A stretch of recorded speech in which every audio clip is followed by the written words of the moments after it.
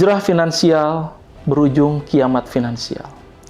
Itulah yang dialami kami, para lender dana syariah Indonesia. Saya dan 14.000 lebih lender dana syariah tidak mungkin mengetahui permasalahan yang terjadi di DSI. Ketika perusahaan sudah mulai melakukan penyimpangan, para lender tidak mungkin mengetahui.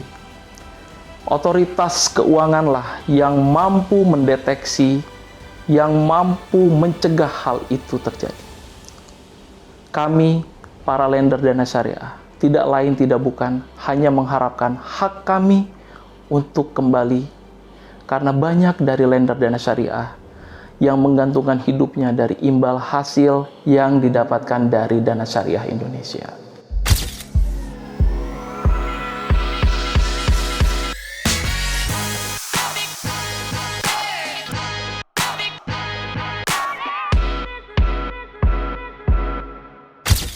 Sobat Kuat, dunia digital menjanjikan banyak investasi, tetapi sebagian dari mereka itu tidak benar.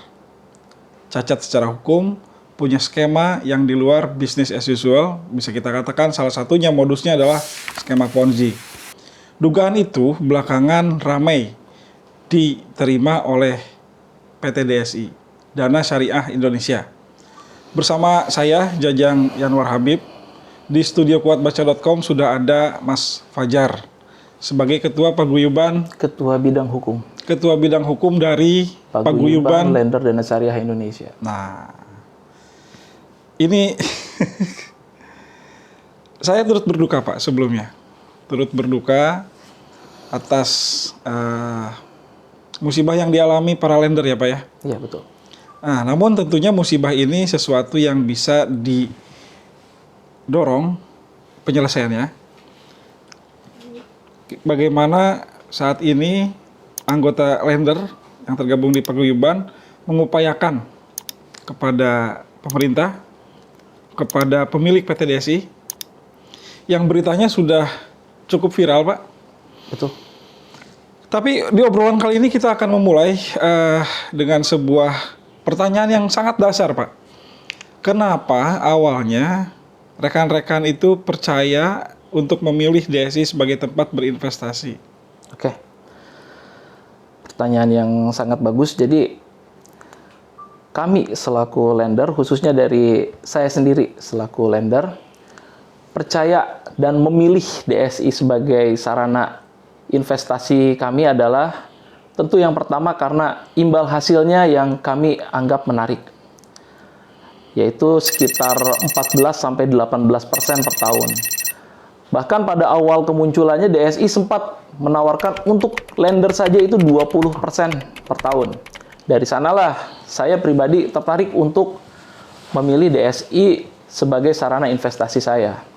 Kemudian setelah kami pelajari apa yang membuat kami tertarik, tentu di sana ada peran dari otoritas jasa keuangan yang memberikan izin dan mengawasi operasional dari otoritas dari Dana Syariah Indonesia ini.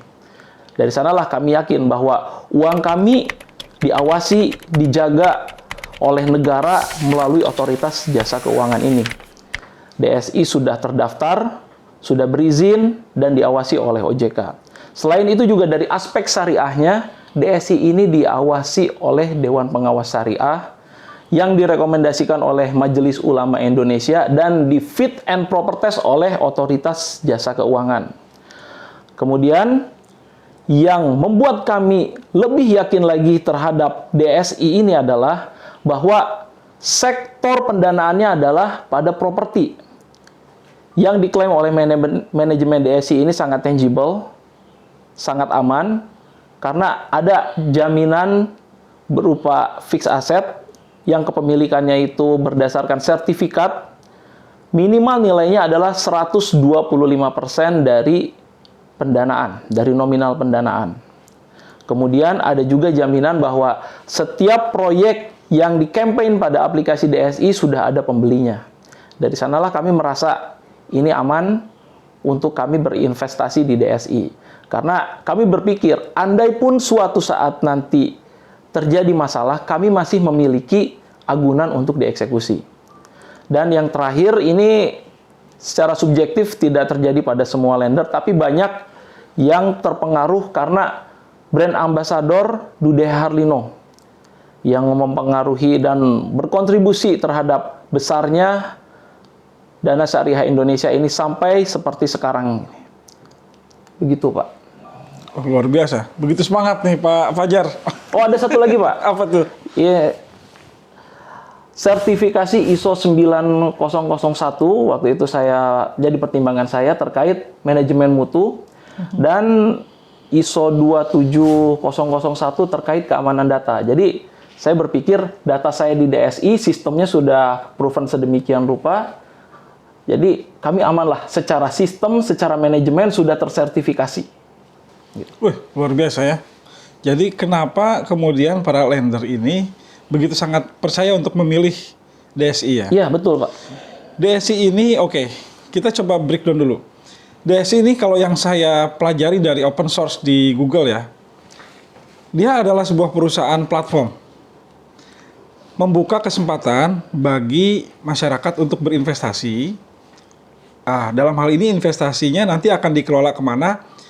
Disalurkan kepada peminjam yang berbisnis di sektor properti. Betul. Nah, sehingga si investor ini disebut sebagai lender. Betul investor, ya? Disebut lender. Nah, sehingga ini bisa juga disebut sebagai crowdfunding. Gitu. Maka bisnis yang terjadi di antara mereka adalah lender memberikan modal melalui DSI, DSI menyalurkan pinjaman. Iya. Keuntungan yang diperoleh adalah berupa biaya bunga ya dari si borrower. Iya, keuntungan margin lah istilahnya. Margin. Oke.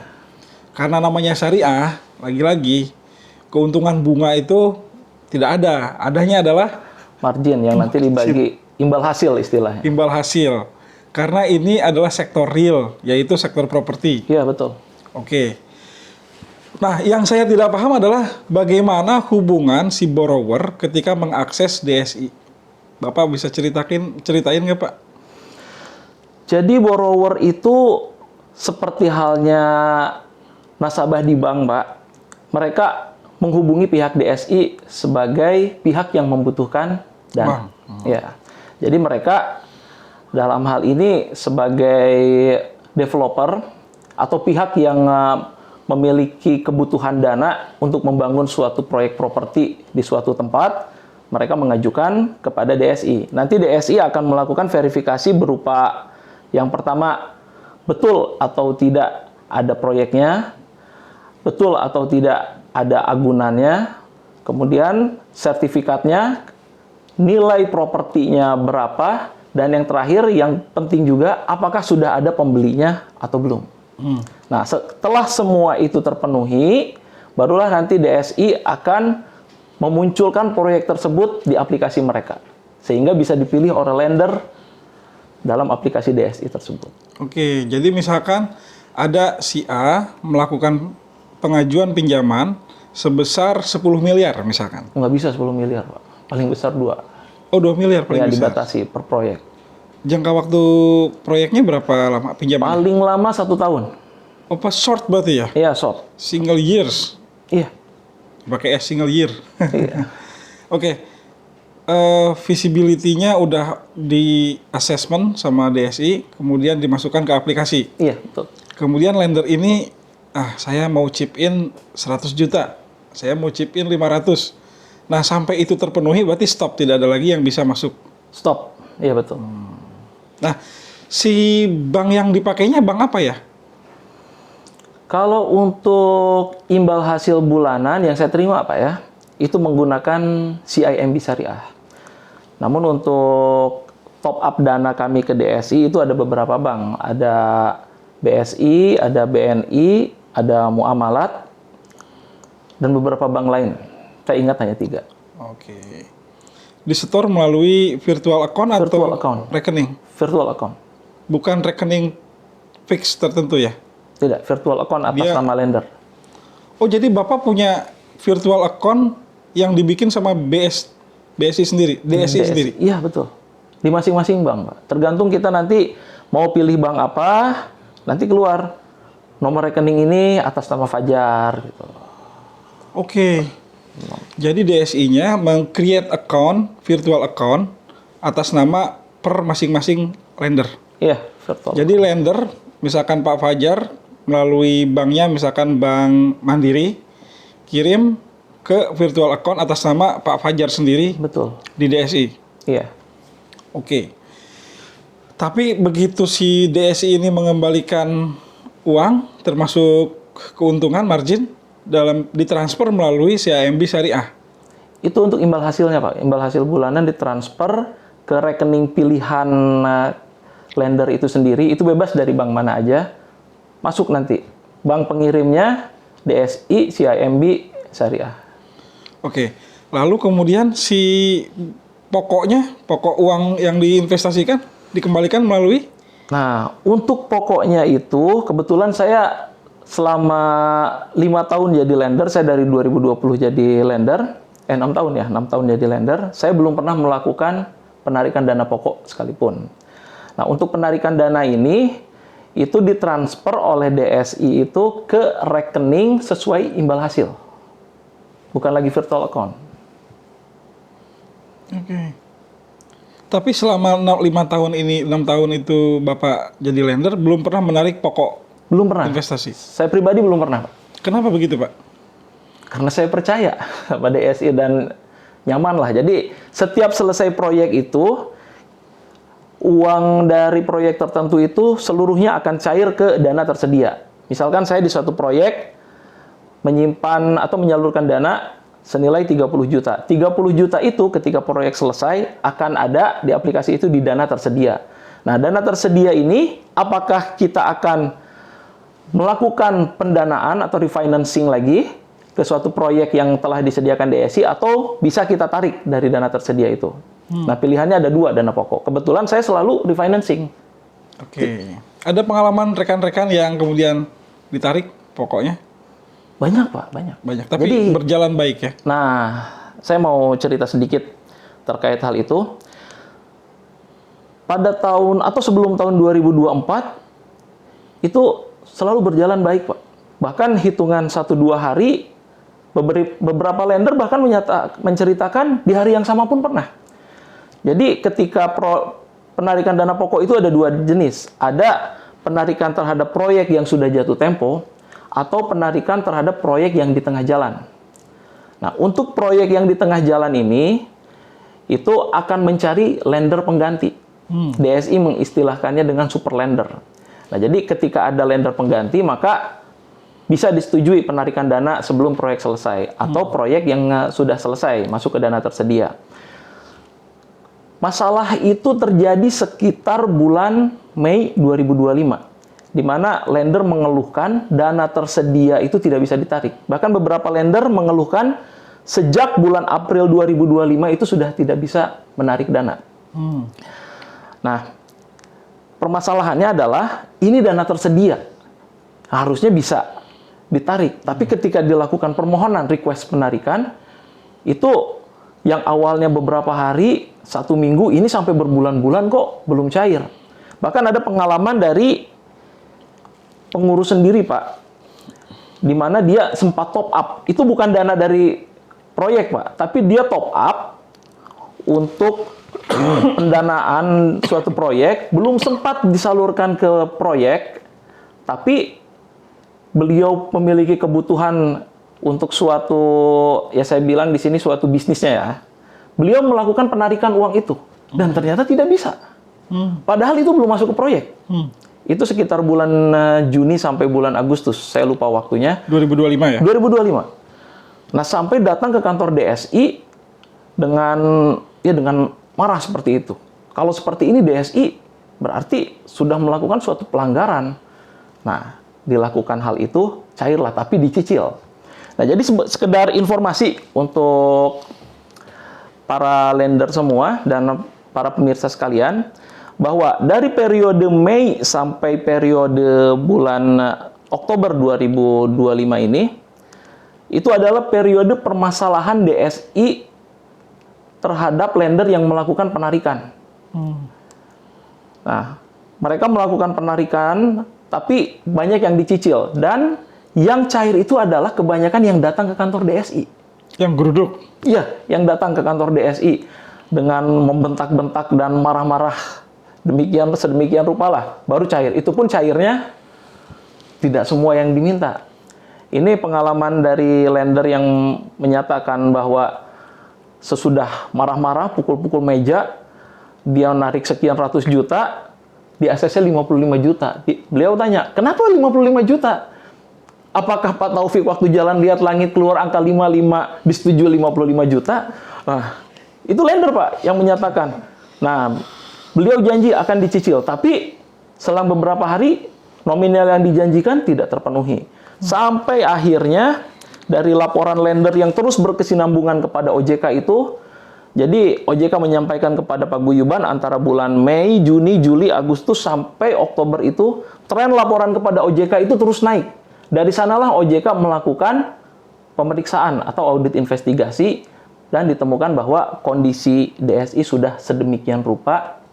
Oleh karenanya, DSI itu dijatuhi sanksi pembatasan kegiatan usaha pada bulan Oktober 2025. Saya mundur sedikit, Pak. Jadi, periode bulan Mei itu adalah terkait kegagalan DSI atau permasalahan terkait pembayaran pokok. Puncaknya, pada tanggal 6 Oktober 2025, serentak DSI tidak melakukan pembayaran terhadap seluruh proyek dan terhadap seluruh lender. DSI sempat melakukan webinar di bulan Agustus bahwa permasalahannya itu terjadi pada borrower dan kondisi ekonomi. Namun logikanya seperti ini. Jika memang terjadi pada borrower permasalahannya, kenapa bisa serentak sekian ribu lender ini berhenti pembayarannya? Dan sekian banyak proyek ini berhenti pembayarannya? Harusnya kalau memang seperti itu, proyek mana yang bermasalah? Tolong sampaikan kepada kami. Borrower mana yang bermasalah? Ini tidak serentak. Dan kami pun mengalami, bisa dikatakan deadlock komunikasi dengan DSI. Semua lender yang menyampaikan keluhannya kepada DSI dijawab oleh CS template. Seperti itu, Pak.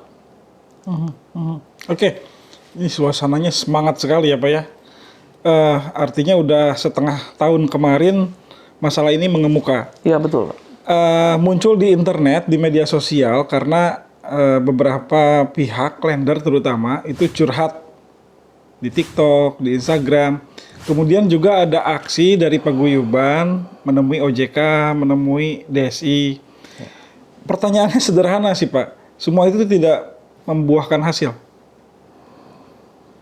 Jika dikatakan tidak membuahkan hasil, tentu kita harus garis bawahi dulu hasil seperti apakah yang dimaksud. Jika ternyata hasil yang dimaksud adalah pengembalian dana sebagaimana yang kami harapkan, ya mohon maaf saja, itu jauh panggang daripada api, sangat jauh. Namun apabila hasilnya itu yang berupa narasi-narasi, ya kami banyak mendapatkan hasil dari narasi itu. Tapi balik lagi, apa hasil dari narasi-narasi itu terhadap pengembalian dana kami? Oke. Kondisi paling baik adalah DSI mengembalikan seluruh uang lender. Iya, betul. Kondisi moderat apa? Kondisi moderat, saya sulit juga untuk menyampaikan kondisi moderat ini seperti apa, Pak. Mungkin izin saya mau menceritakan timeline bagaimana paguyuban ini dalam proses keberlangsungan dengan DSI, Pak. Jadi, semenjak paguyuban terbentuk itu pada tanggal 10 Oktober, kami terus bersurat kepada DSI, kepada OJK, dan juga kami meminta bantuan kepada Komisi 11 untuk melakukan audiensi pertemuan guna mengklarifikasi apa sih sebenarnya masalah yang terjadi di DSI itu. Nah, dari sekian panjang proses itu, tanggal 28 Oktober berhasil kami bertemu dengan DSI di OJK dan difasilitasi oleh OJK. Pada pertemuan itu, DSI menjelaskan bahwa terjadi permasalahan sebagaimana disampaikan oleh mereka, kondisi ekonomi terjadi, termasuk DSI mengakui ada kesalahan tata kelola. Namun, tanggal 28 Oktober itu tidak dijelaskan kesalahan tata kelolanya seperti apa. Oke, pada intinya kami menghormati proses pemeriksaan khusus dan kami juga tidak bisa meminta informasi lebih lanjut. Walaupun paguyuban sudah meminta, Pak. Namun karena kami menghargai proses hukum, intinya kami meminta pertemuan lanjutan khusus antara paguyuban dan DSI. Disepakatilah tanggal 11 November. Sebelum 11 November itu Pak Guyuban sempat bertemu dengan PH DSI, penasihat hukum dari DSI, untuk membahas terkait pertemuan tanggal 11. Namun qadarullah tanggal 11 diundur karena orang tua salah satu PH itu meninggal dunia. Menurut kami ini aneh, Pak. Kenapa aneh? PH DSI itu tidak cuma satu orang. Lalu atas meninggalnya satu orang dari PH ini harus ditunda. Tapi ya sudahlah, kami menghargai permintaan dari DSI itu. Nah, terciptalah kami pertemuan di tanggal 18 November dengan DSI. Pada tanggal 18 November itu tercapai 4 kesepakatan. Yang pertama adalah kesepakatan terkait DSI meminta Pak Guyuban sebagai satu-satunya perwakilan lender untuk seluruh DSI. Nah, waktu itu Pak Guyuban memberikan tanggapan bahwa kami tidak mungkin mewakili seluruh lender. Setiap lender itu memiliki hak hukumnya masing-masing, memiliki hak sendiri-sendiri. Kami di Paguyuban sendiri pun kami hanya mewakili terkait yang pertama aspirasi, yang kedua untuk bertemu dengan pihak-pihak terkait. Andai pun mereka ingin melakukan hak hukum mereka sendiri, itu hak dari masing-masing lender di dalam Paguyuban sendiri, apalagi yang di luar. Namun saat itu DSI menyatakan bahwa dengan persetujuan OJK, hal itu bisa diakomodir. Akhirnya kami ya sudahlah, bagaimana DSI menyarankan seperti itu, coba untuk kita ikuti saja. Dan yang kedua terkait BPP. Nah, dalam BPP sendiri ini kami terjadi perdebatan dengan DSI. BPP itu Badan Penyelesaian Pengembalian Dana Lender. Itu diminta oleh DSI, di mana Pak Guyuban masuk kepada BPP itu. Namun, kami menolak untuk bergabung di BPP itu. Alasan kami menolak adalah karena yang pertama, kami tidak mendapatkan keterbukaan dari DSI terkait data dan yang lain sebagainya. Jadi, kami tidak mau suatu saat nanti apa yang menjadi kesepakatan itu tidak tercapai, BPP inilah yang akan menjadi kambing hitam dan jadi bulan-bulanan lender. Jadi, kalau emang DSI itu ingin membentuk BPP, ya silakan. Silakan dibentuk tim dari DSI sendiri. Karena kami tegaskan bahwa dengan adanya paguyuban atau tidak, dengan adanya BPP atau tidak, DSI tetap memiliki kewajiban untuk mengembalikan seluruh dana lender. Itu kewajiban DSI. Makanya kami akan mengawasi jalannya BPP itu sendiri. Yang ketiga, yang menurut saya cukup kaget, Pak, ketika kesepakatan itu terjadi, DSI menyepakati pengembalian dana selama 1 tahun. Wah, saya kaget juga, Pak. Berarti DSI bisa melakukan hal ini. Cuman waktu itu ketika kami sampaikan bagaimana progres DSI, karena ketika saya sampaikan waktu itu di proposalnya, saya pelajari, sepertinya dengan proposal yang disampaikan DSI ini, saya pribadi, Pak, ya, bukan anggota Paguyuban, sepertinya sulit karena terhadap penyelesaian agunan, terus pelunasan dipercepat di borrower, likuidasi aset-aset yang dimiliki DSI gitu. Saya berpikir apakah bisa melakukan penyelesaian dalam jangka waktu 1 tahun. Waktu itu saya bertanya seperti itu. Dan yang terakhir adalah di poin keempat itu Zoom meeting dengan DSI 1 minggu sekali. Nah, tanggal 18 kemudian kami melakukan Zoom meeting di tanggal 29 November. Yang pada intinya kami kembali meminta keterbukaan data-data yang kami minta terkait laporan keuangan, data kolateral, dan progres yang lainnya. Namun DSI saat itu tidak memberikan data tersebut karena dalam status pemeriksaan dan memerlukan izin OJK. Jadi waktu itu kami sepakat bersama-sama DSI dan Paguyuban mengirim surat ke OJK terkait untuk dibukakan data-data tersebut oleh DSI. Jadi intinya DSI nggak mau dipersalahkan kalau data itu dibuka ke Paguyuban. Data apa sih? Data lender atau data lender, data kepemilikan aset? Itu juga kami minta data kolateral, status proyek-proyek, dan juga laporan keuangan. Karena kami ingin menilai keterbukaan DSI dari informasi-informasi ini bisa tidak 1 tahun ini dipenuhi. Oke, saya akan sedikit loncat. Saya menemukan laporan bahwa OJK itu di akhir 2024 tidak menemukan adanya permasalahan pada DSI. Bapak tahu itu? Oke. Permasalahan baru muncul bulan Mei. Nah, dalam kacamata teman-teman lender, paguyuban, masalah itu ansih sejak Mei atau memang sebelumnya ada masalah? Jika ini kacamata subjektif ya Pak ya, karena datanya jujur tidak bisa kami sampaikan secara umum. Namun seperti yang Bapak sampaikan tadi, kita bertemu OJK tanggal 30 Desember 2025 kemarin. 2000, oke. Ya, di sana OJK menyampaikan bahwa pada pemeriksaan rutin bulan Desember, kalau nggak salah Desember 2024, itu tidak menemukan indikasi permasalahan serius pada DSI. Nah, permasalahan itu ditemukan dari adanya kenaikan tren laporan dari para lender ke 157 itu, portal OJK. Portal OJK. Ya, yang mana menurut bagian humas OJK itu setiap tahun, setiap bulan dari bulan Mei sampai bulan Oktober itu trennya terus naik, sehingga DSI dilakukan audit investigasi oleh OJK dan barulah di sana ditemukan bahwa permasalahan di DSI ini cukup serius, sehingga jatuhlah sanksi pemeriksaan khusus pembatasan kegiatan usaha dari DSI pada tanggal, kalau nggak salah, 15 Oktober 2025. Dari sanalah DSI tidak bisa lagi melakukan penggalangan dana.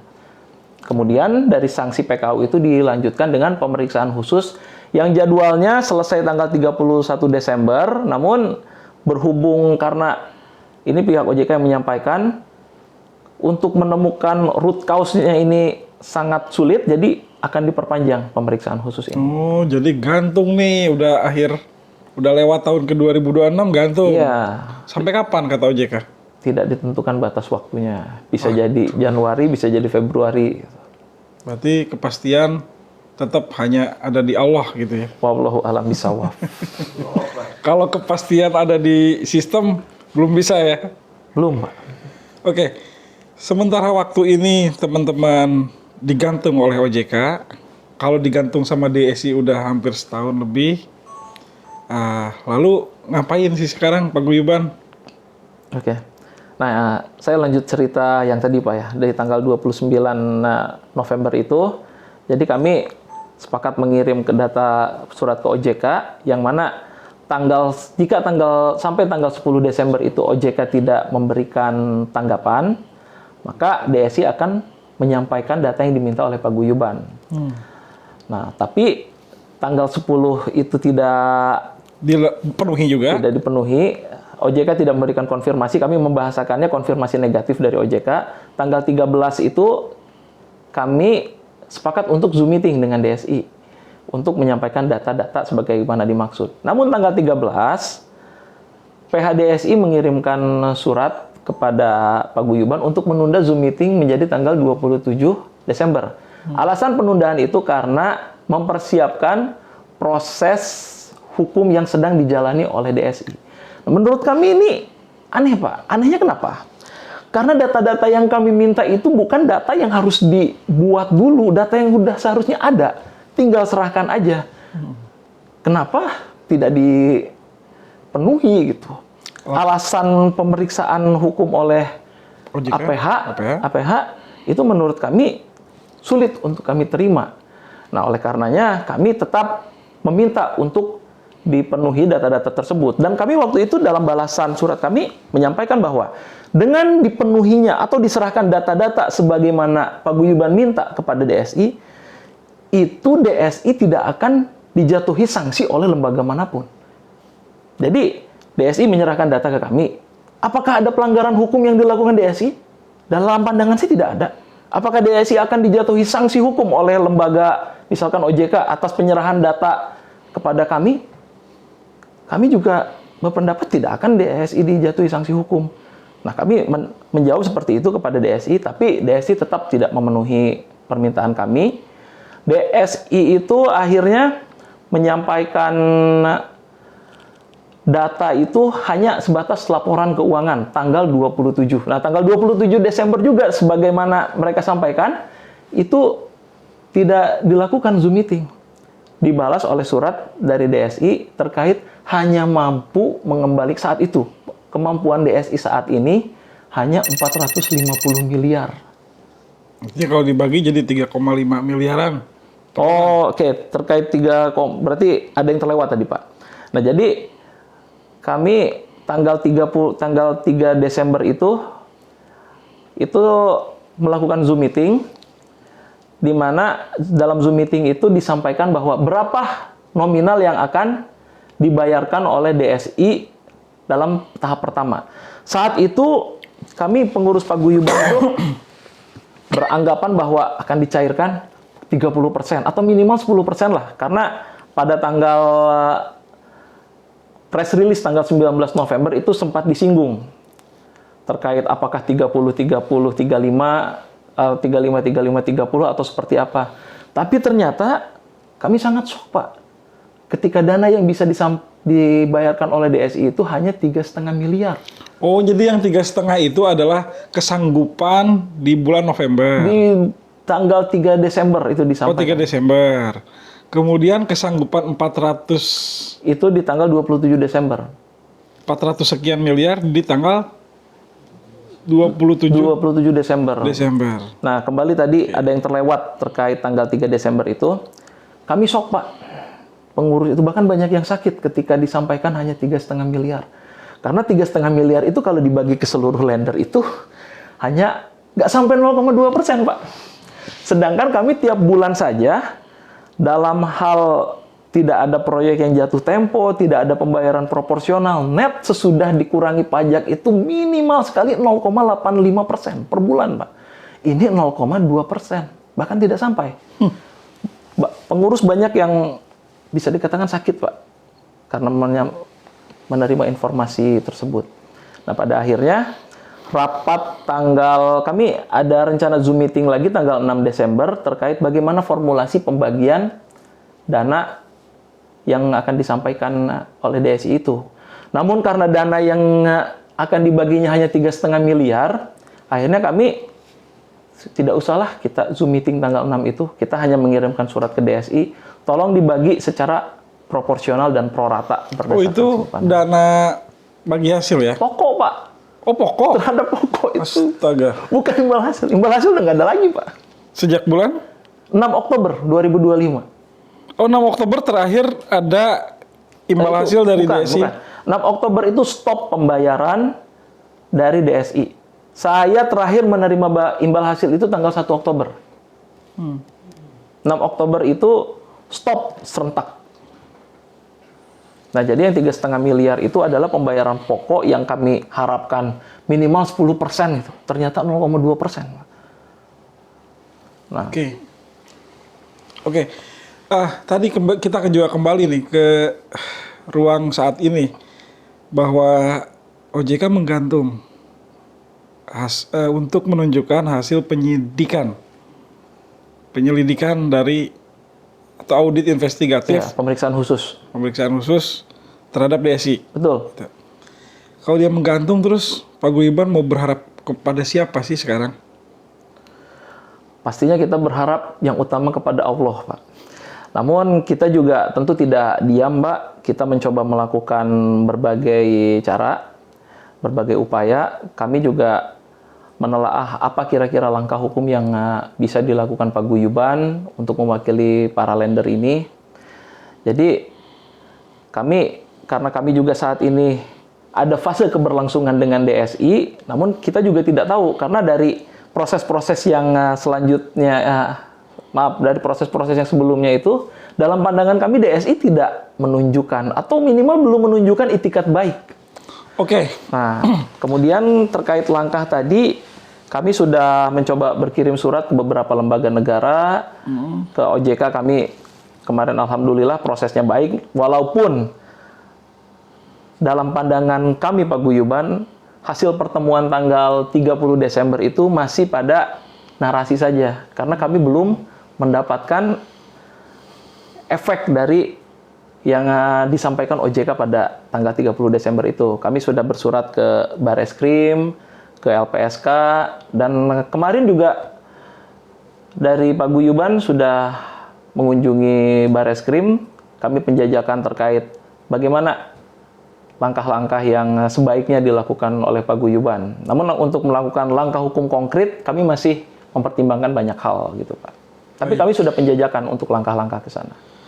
Baik, selain kepada penegakan hukum, ini kan jadi sebuah koreksi besar. Tadi di awal saya bilang bahwa di dunia digital ini platform menjadi ladang orang untuk menciptakan sebuah ruang investasi gitu. Namun ternyata mekanisme yang berjalan itu bisa dikatakan mengandung skema Ponzi. Kalau dari cerita Pak Fajar tadi, saya tidak menangkap ada skema Ponzi di situ. Tapi kalau kita menangkap ya ceritanya tadi, kemungkinan si pemilik usaha ini melakukan pengalihan investasi kepada sektor yang satu fiktif. Kemudian kedua, kemungkinannya adalah dia melakukan penipuan, Pak. Iya. Seakan-akan ada tapi tidak pernah ada. Nah, pertanyaan yang mendasar, sebenarnya para lender ini pernah nggak sih melakukan, mohon maaf, pengecekan apakah betul yang di platform ada sebuah project yang butuh financing, borrower atas nama X misalkan, projectnya di X. Apakah benar-benar project itu ada?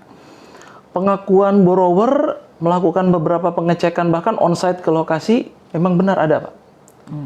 Di awal-awal atau selalu dicek? Saya kurang tahu apakah dari awal atau tidak, cuman pengakuannya ada yang melakukan pengecekan di tahun 2022, tahun 2024 gitu. Setiap tahun ada saja yang menyampaikan bahwa kami melakukan pengecekan proyek di mana seperti itu. Bahkan datang ke kantor DSI untuk melakukan pengecekan sertifikat terhadap proyek tertentu, itu memang ada waktu itu proyeknya. Jangan-jangan itu lender fiktif atau lender yang disusupkan untuk memberikan testimoni positif. Nah, itu saya kurang tahu. Tapi ada juga lender tersebut di Paguyuban sih Pak. Tapi saya meyakini lender tersebut benar-benar organik. Beliau memang benar-benar melakukan pengecekan. Nah, terkait tadi pertanyaan Bapak, apakah ini ada Ponzi atau tidak? Sebenarnya jika kita mengacu ke keterangan dari OJK Surabaya, kalau nggak salah Pak Horas itu menyampaikan. Oh, yang di podcast Suara Surabaya? Ya, tanggal 15 Desember itu Pak. Oke, nah, beliau itu dengan jelas menyatakan bahwa intinya proyek DSI itu fiktif. Nah, jadi dari sana kita melihat bahwa kemana uang ini kalau tidak dilarikan ke proyek. Berarti kalau demikian adanya, kalau tidak Ponzi, berarti ke proyek yang mereka buat sendiri dengan harapan keuntungannya lebih besar seperti itu daripada disalurkan ke proyek sebagaimana terdapat dalam aplikasi. Namun apapun itu, ini sudah menjadi salah satu bukti adanya dugaan fraud atau Ponzi. Namun kalau kita bicara Ponzi, ini pandangan saya Pak, kemungkinan besar Ponzi-nya tidak dari awal berdiri. Karena kalau Ponzi tidak mungkin bertahan sampai 7 tahun. Ini kan 2018. Bisa jadi mungkin Ponzi-nya entah 3 atau 2 tahun terakhir. Namun apabila kami melihat dari progres DSI dari tahun ke tahun, kemungkinan baru 1 tahun atau 2 tahun lah mereka melakukan hal ini. Oke.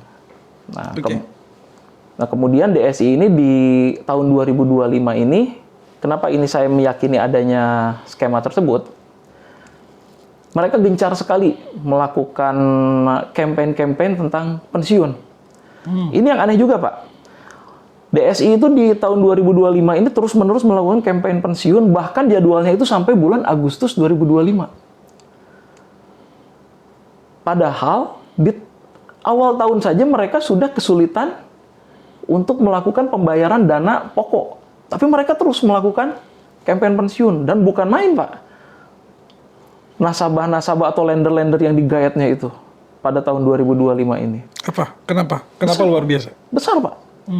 Ini ada salah satu pengurus kami, Pak. Beliau baru bergabung di awal tahun 2025 ini di DSI. Nominalnya nggak main-main, Pak. 2,5 miliar. Beliau sampai datang ke DSI dan menanyakan bahwa DSI ini proyeknya betul ada, tidak Ponzi kan? Nah, sampai datang ke situ dan ketika diyakinkan, tentu saja Pak, ini ketika orang membuat keputusan untuk menyimpan dananya 2,5 miliar, menginvestasikan dananya sebesar itu, tentu secara logika jawaban yang didapat positif dari DSI. Namun apa yang terjadi? DSI sudah terbukti dari pengalaman lender-lender kami, Pak. Sejak bulan April, Mei pun sudah sulit melakukan pembayaran dana pokok, bahkan untuk proyek yang sudah jatuh tempo sekalipun. Dari sinilah dan diperkuat oleh dan didasarkan oleh apa yang disampaikan Pak Horas di OJK Surabaya itu bahwa proyek fiktif ya Ponzi inilah adanya, Pak. Ini juga aneh ya, sebenarnya kenapa ada OJK Surabaya bisa speak up? Sementara untuk mencari roots problemnya Iya. dengan sumber daya yang jauh lebih besar, karena ini OJK-nya pusat, kok lebih susah ya? Itu jadi satu pertanyaan, tapi yang jawab OJK. Kami sudah mengundang OJK juga ke sini tapi nggak hadir. Gitu. Tapi oke, Pak Fajar, pertanyaan yang menggelitik bagi kami juga sebenarnya mengenai proses bagaimana sih paguyuban terbentuk. Apakah memang ada ruang komunikasi di antara para lender di platform atau tidak ada? Kok bisa terbentuk paguyuban tuh gimana ceritanya? Oke. Jika bicara paguyuban terbentuk, tentunya saya mencoba dari POV saya dulu, Pak ya. Jadi ketika tanggal 6 Oktober itu, sampai malam saya tidak menerima notifikasi dari DSI, nah saya mulai mempertanyakan ini kenapa tidak biasanya terjadi.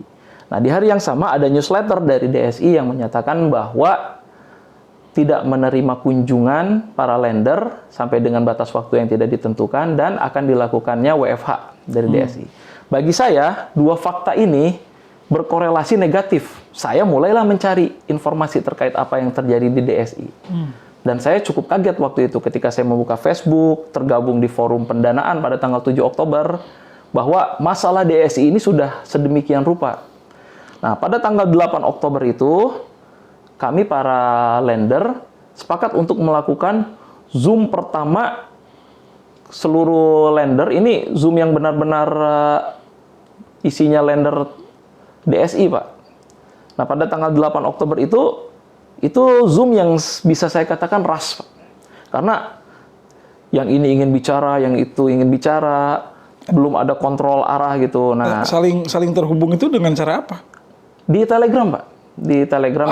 Ada kelompoknya, ada komunitas grup. Nah, jadi pertama saya tergabung di Facebook, dari Facebook ke WA. Nah, dari WA ini kan banyak grup-grup WA itu. Kami tergabung di satu grup Telegram besar yang waktu itu anggotanya ribuan lender, Pak. Nah, di sanalah disepakati untuk melakukan Zoom pertama kali lender tanggal 8 Oktober itu. Nah, pada Zoom tersebut itu bisa saya katakan tidak terarah. Karena pada intinya waktu itu kita tidak tahu nih DSI ini masalahnya seperti apa. Ada yang menyatakan bahwa saya pengalaman sebelumnya susah tarik kayak gini. Ada yang menyatakan bahwa ini proyek gagal bayar murni seperti itu. Kalau orang sudah bilang reang lah di situ ya. Reang. Nah, terus ada juga waktu itu lender yang membawa lawyer waktu itu menyampaikan bahwa kita harus melakukan gugatan. Oke. Nah, ini Pak Fajar. Kan investasi itu keputusan pribadi. Ini juga jadi satu fenomena yang unik di era investment in digital platform gitu kan. Kenapa sih saling terhubung antar para nasabah? Coba kita nasabah satu bank, apa kita kenal sama nasabah yang lain? Kan enggak. Nah, hampir rata di semua investasi platform, nasabahnya itu bisa saling kenal dengan fasilitas grup WhatsApp atau Telegram atau satu medsos. Kalau medsos masih open lah ya, masih terbuka. Tapi kalau sudah sampai mengerucut dia punya kelompok di Telegram atau di WhatsApp grup gitu, itu jadi satu pertanyaan buat saya. Karena kita berinvestasi, naruh deposito di satu bank konvensional lah katakanlah. Kan kita nggak perlu bikin paguyuban yang bikin deposito di bank X yuk. Kan nggak pernah ada, Pak. Nah, menurut Pak Fajar, kenapa sih perlu semacam ruang komunikasi antar investor. Nah, jadi saya lanjut yang tadi, Pak. Pada tanggal itu kita sebenarnya nggak saling kenal, Pak. Kita kenal itu ketika sepakat untuk membentuk paguyuban tanggal 8 itu, Pak. Nah, infonya grup Telegram itu sudah berdiri lama, tapi karena saya baru tahu pada tanggal 8 Oktober itu, jadi saya kurang mengikuti bagaimana sejarah ada grup Telegram yang besar itu. Nah, pada tanggal 10 Oktober itulah kami sepakat untuk membentuk paguyuban yang ada melalui Zoom meeting, Pak, pembentukannya itu. Tidak melalui tatap muka. Jadi dasar waktu itu kami semangatnya adalah kami harus bersama-sama mewadahi lender yang bingung harus melakukan apa, harus bertindak apa. Ya, solidaritas ya. Ya, solidaritas. Bahkan waktu itu untuk menentukan siapa ketuanya aja nggak ada yang mau, Pak. Waktu itu saya ingat betul. Ketua Paguyuban sekarang, Pak Ahmad Pitoyo itu yang minta saya dan Pak Juno. Pak Juno itu sekarang Ketua Bidang Media dan Komunikasi Paguyuban, itu meminta Pak Pitoyo untuk jadi Ketua Paguyuban karena nggak ada yang mau. Waktu itu kan dilihat. Itu kenapa menjadi layak jadi Ketua Paguyuban? Yang pertama karena waktu itu nggak ada yang mau, Pak. Oke. Jadi kan disebutkan Bapak ini, nggak ada yang mau, diem kan. Giliran Pak Pitoyo awalnya menolak, Pak. Terus ketika beliau ragu, ingin bertemu dulu secara offline antar anggota. Terus saya bilang, kita ini banyak yang harus dikerjakan. Tidak mungkin kita melakukan pertemuan untuk membentuk paguyuban. Lender udah keburu kemana-mana.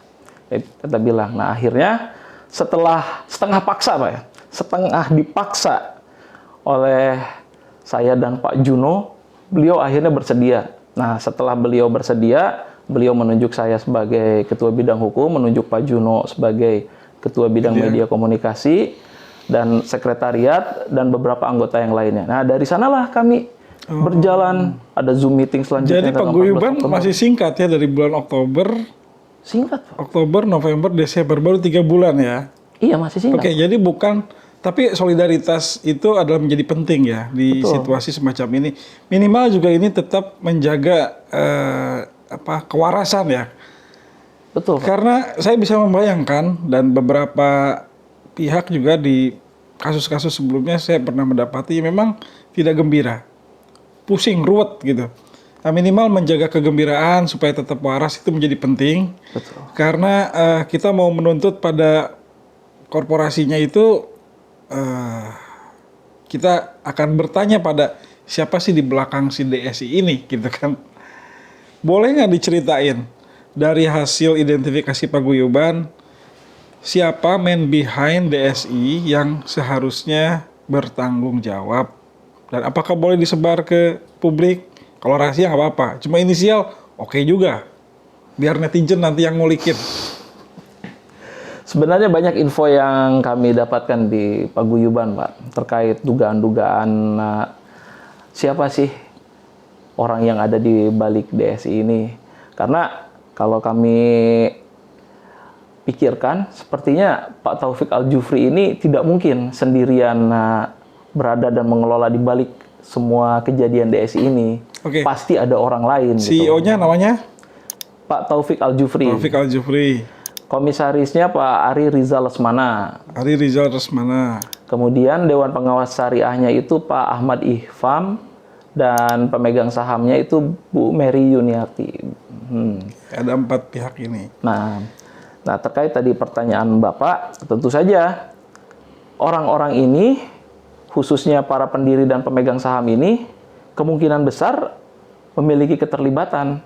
Salah satunya Bu MY itu ketika permasalahan DSI ini mencuat, beliau mundur dari pemegang saham DSI. Lalu pertanyaan kami kan, kenapa harus mundur gitu kan? Kalau memang baik-baik tidak memiliki keterlibatan dalam hal ini. Nah, akhirnya Beliau menjawab. Nah, itu yang belum kami dapatkan jawabannya. Namun kita patut curiga, Pak, ketika seseorang ketika ada masalah tiba-tiba ingin mundur dari suatu permasalahan, ada apa? Apalagi kan ini pemegang saham. Secara hukum pemegang saham itu kan dia terbatas pada saham yang dimilikinya tanggung jawabnya. Beda dengan direktur dan komisaris, ketika terjadi kelalaian bisa sampai tanggung jawab pribadi. Nah, pengunduran salah satu sanksi PKU itu adalah tidak boleh ada perubahan baik pengurus dan pemegang saham. Jadi walaupun Bu Mary sudah mengundurkan diri, tapi itu tidak diperbolehkan karena sanksi OJK tadi. Nah, kemudian kami menduga siapa orang-orang di balik ini.